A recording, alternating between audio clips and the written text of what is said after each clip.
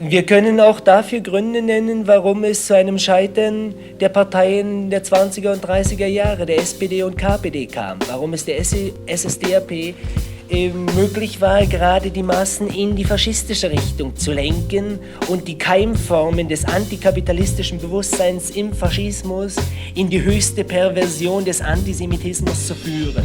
Das können wir erklären und das ist aber kein durch und durch ideologisierten Politik. Nein, Sorge nicht bei Ihren ideologisierte Gründen ist Politik. die ideologische Grundlage. Nicht ideologisierte Politik, sondern bestimmte Prinzipien politischer Tätigkeit. Nicht Entfaltung der Selbsttätigkeit der Massen, sondern Führerprinzip und terroristischer Druck auf alle Menschen. Das waren die entscheidenden Komponenten faschistischen Handelns. Bei uns sind die entscheidenden Komponenten Selbsttätigkeit, Selbstorganisation, Entfaltung der Initiative und der Bewusstheit der Menschen und kein Führerprinzip, sondern jeder ist. Und die Keimformen des antikapitalistischen Bewusstseins im Faschismus in die höchste Perversion des Antisemitismus zu führen. Die Keimformen des antikapitalistischen Bewusstseins. Warum zerstören wir Menschen unseren eigenen Planeten? Letztendlich liegt die Wurzel dieses Problems darin, dass kapitalistische Unternehmen im Privateigentum sind. Die Anteilseigner solcher Unternehmen bestimmen die Regeln und verfolgen dabei letztendlich nur ein Ziel: immer mehr Profit. Diese egoistische Selbstbereicherung bezeichnet man auch als Gewinnmaximierung. Aber wir leben nun mal in einem kapitalistischen System, das seine Regeln hat. Und meine Investoren verlangen von mir ein Maximum an Gewinn. Sie wollen nicht 50 oder 70%. Sie wollen 100. Die Annahme, dass immer mehr auch immer besser bedeutet, ist schlicht falsch. Und es ist an der Zeit, sich auf das Bessere zu konzentrieren. Anders verläuft es zum Beispiel in einem Stiftungsunternehmen im Verantwortungseigentum.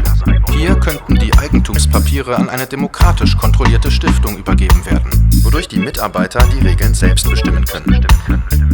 Hier ist das oberste Ziel, die Zufriedenheit der Kunden und der Arbeiter zu gewährleisten.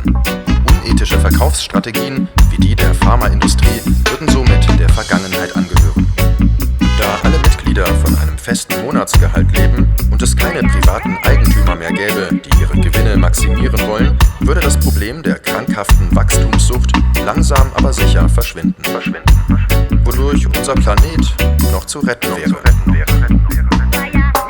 Michael Hetzer gehörte das Familienunternehmen, geerbt vom Vater.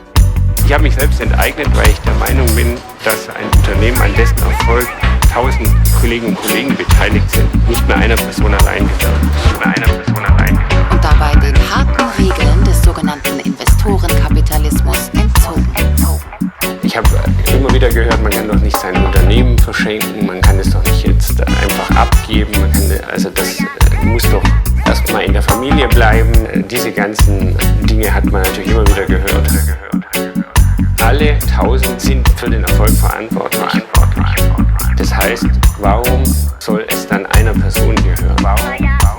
Das ist für mich einfach gar nicht logisch.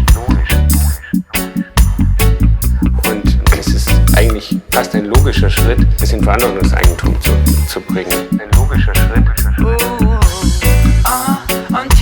Antikapitalista, antikapitalista, antikapitalista, antikapitalista.